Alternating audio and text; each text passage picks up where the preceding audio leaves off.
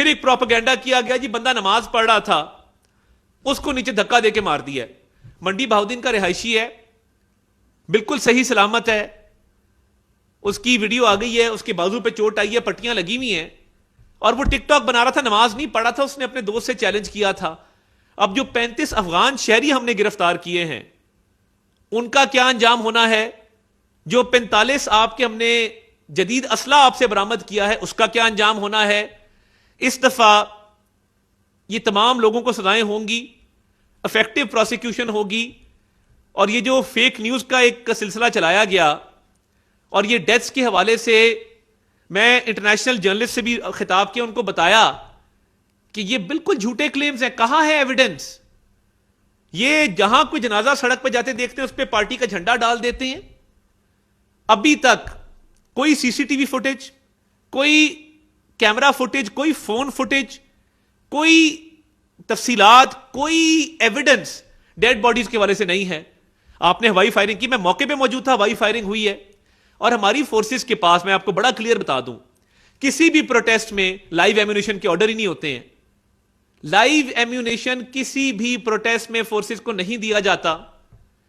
اور مجھے یہ بتائیے کہ آپ کے پاس ایویڈنس تو ہے نہیں, آپ جھوٹی ویڈیوز کا, پرانی ویڈیوز کا, غزہ کی ویڈیوز کا, کہانیوں کا, آرٹیفیشل انٹیلیجنس سے بنائی گئی ویڈیوز کا سہارا لے رہے ہیں. میں نے تو سی سی ٹی وی فوٹیج دکھائی ہے, آپ کے لوگ فائرنگ کر رہے ہیں, آپ کے لوگ ٹیئر گیس گن چلا رہے ہیں.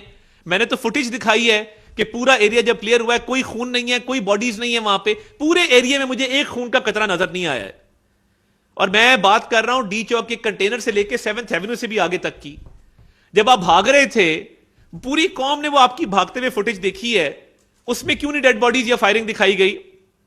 وہ بھی تو ویڈیو بنی ہے نا. آخر کار جھوٹ کے پیر نہیں ہوتے, اور یہ جو جھوٹا پروپیگنڈا اپنی خفت مٹانے کے لیے کیا جا رہا ہے, یہ کامیاب ہو نہیں سکتا. کہ جب ملک ترقی کرنے لگتا ہے, جب آپ کے اکنامک انڈیکیٹرز امپروو کرنے لگتے ہیں, جب سٹاک ایکسچینج جو ہے وہ 1 لاکھ پوائنٹ کراس کر گئی, جب آپ کے فورن ریمیٹنسز جو ہیں وہ 8.8 ارب ڈالر کراس کر گئے, جب آپ کی مہنگائی جو ہے وہ پچھلے سال 32% سے کم ہو کے اس سال 6.9% پہ آ گئی, جب حکومت نے سبسڈی دینا شروع کر دی بجلی کے اوپر, سمر پیکج دیا, اب ونٹر پیکج دیا ہے, اور بیرون ملک سے مختلف وفود کا آنا جانا پاکستان میں شروع ہو گیا, اور ریکارڈ ہے کہ 7 مہینوں کے اندر اتنے وفود کبھی بھی نہیں آئے ہیں.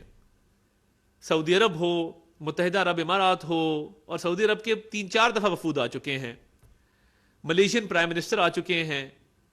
پاکستان کو اعزاز ملا کہ ایس سی او کی سمٹ ہوسٹ کی, اور اب بھی آپ نے دیکھا کہ بیلاروس کے پریزیڈنٹ آئے اور اگریمنٹ سائن ہوئے.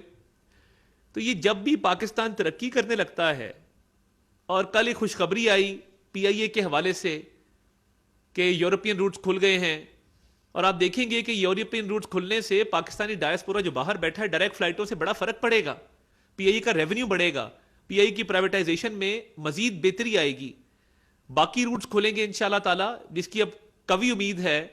تو پی آئی اے وہ کھویا ہوا مقام حاصل کر سکے گا. اچھی خبر ہے پاکستان کے لیے, پاکستانیوں کے لیے. کل اسٹیٹ بینک نے کہا کہ جو ہمارے زر مبادلہ کے ذخائر ہیں وہ 11 ارب ڈالر کراس کر گئے ہیں, مور دین 11 بلین ڈالرز.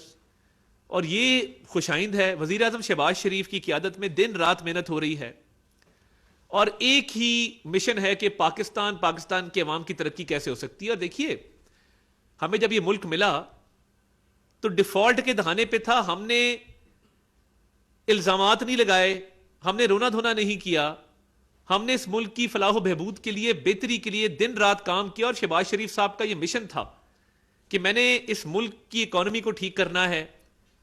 پیرس نہ جاتے, پیرس میں جو M D I M F سے ملاقات ہوئی تو خدا نہ خواستہ ڈیفالٹ کر جاتا ملک.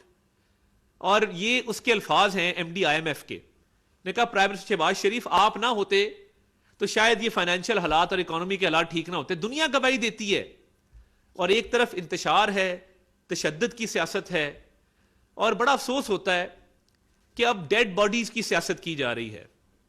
کل ان کے رہنماؤں نے پریس کانفرنس کی تو میرے کچھ معصومانہ سوالات ہیں. پہلے کہا گیا سنائپر شاٹ مارے گئے, پھر کہا گیا اسٹریٹ فائرنگ کی گئی سامنے کھڑے ہو کے. تمام ٹی وی چینلز نے ان کو بھاگتے ہوئے دکھایا ہے کہ دوڑیں لگی ہوئی ہیں. ابھی تک 3 دن ہو گئے ہیں تحریک انصاف ایک ویڈیو سٹریٹ فائرنگ کی یا سنائپر کسی چھت کے اوپر کھڑے کی نہیں پروڈیوس کر سکی.